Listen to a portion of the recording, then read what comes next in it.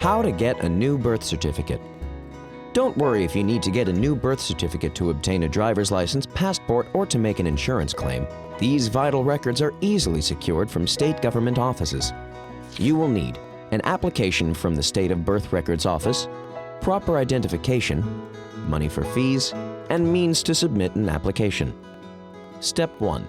Determine whether you need a certified birth certificate with an official seal or just a photocopy. A certified copy is needed for obtaining most formal documents. Step 2.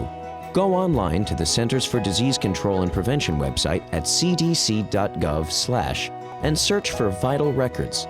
Find your state of birth for contact information of the appropriate records office you can write to for a new birth certificate. Step 3. Be aware of what different states require in order to obtain your birth certificate. Each will be different, so make sure you know ahead of time. Birth certificates are usually only available to the individual and immediate family. A century after a birth certificates become declared public record. Step 4. Obtain an application in person, online, by fax, or by mail. Gather the acceptable identification documents required. Step 5. Submit the application for the new birth certificate in person, by mail, by fax, or online in accordance with state rules, including proper identification documents and fees. In some states, such as New York, you can submit an application via smartphone.